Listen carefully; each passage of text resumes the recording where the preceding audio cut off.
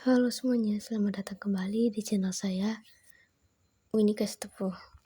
Nah, di sini kita akan membahas kembali tentang manajemen pendidikan dengan dosen pengampu Bapak Muhammad Kristiawan MPD. Sebelum itu saya akan memperkenalkan diri saya terlebih dahulu. Perkenalkan, nama saya Winnie Kestepo dengan NPM 1C022047, Prodi Pendidikan Nonformal, Fakultas Keguruan dan Ilmu Pendidikan, dan saya dari kelas 2A. Materi yang akan kita bahas kali ini adalah tentang Total Quality Management. A. Konsep dasar Quality Management. Total Quality Management atau TQM merupakan suatu usaha keras yang membutuhkan kerjasama dari semua instansi pendidikan terkait perwujudan mutu dalam lembaga pendidikan atau sekolah. Pada awalnya, Total Quality Management atau TQM berasal dari dunia bisnis dan diterapkan khusus pada dunia perusahaan saja. Tetapi seiring berjalannya waktu, Total Quality Management juga diterapkan dalam dunia pendidikan atau sekolah. B. Pengertian Total Quality Management. Menurut Jahron pada tahun 2013, Total Quality Management merupakan suatu pendekatan dalam usaha memaksimalkan daya saing melalui perbaikan secara terus-menerus atas jasa manusia, produk, dan lingkungan. Sedangkan Nasution pada tahun 2000 mengungkapkan Total Quality Management merupakan suatu pendekatan dalam menjalankan usaha yang mencoba untuk memaksimalkan daya saing organisasi melalui perbaikan terus-menerus atas produk, jasa, tenaga kerja, lingkungan, dan proses. C. Pemikiran Total Quality Management.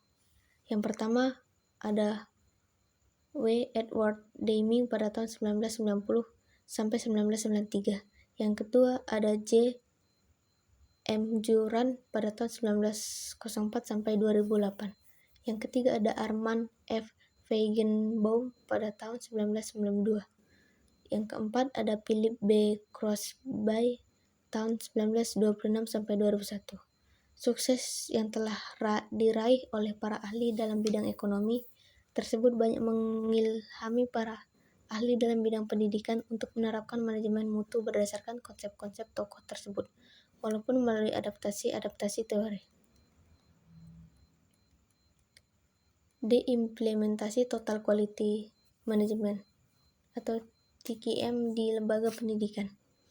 Beranjak dari hal tersebut, Jahron pada tahun 2013 mengungkapkan ada beberapa hal yang harus diperhatikan dalam implementasi Total Quality Management dalam lembaga pendidikan, yaitu sebagai berikut. Yang pertama, adanya perbaikan secara terus-menerus. Yang kedua, adanya standar mutu. Yang ketiga, adanya perubahan budaya atau kultur. Yang keempat, adanya perubahan organisasi. Organisasi harus diarahkan pada peningkatan mutu pendidikan.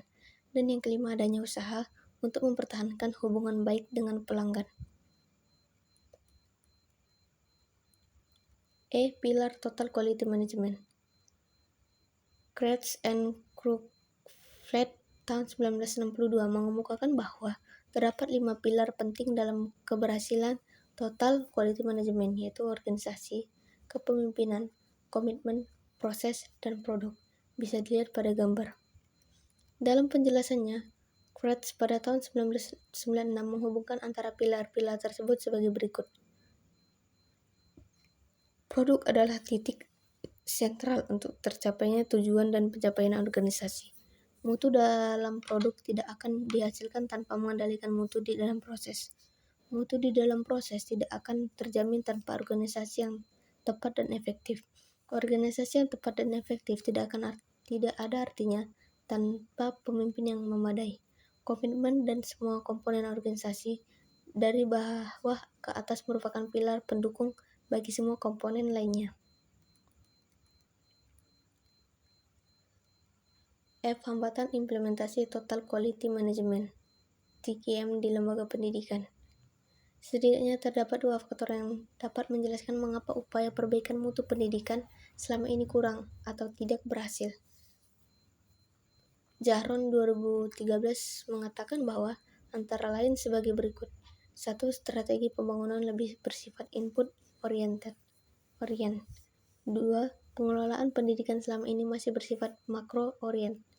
diatur oleh jajaran birokrasi di tingkat pusat. Menurut Salis pada tahun 2008, kendala yang harus diatasi ketika memperkenalkan total quality management adalah kerja keras dan waktu.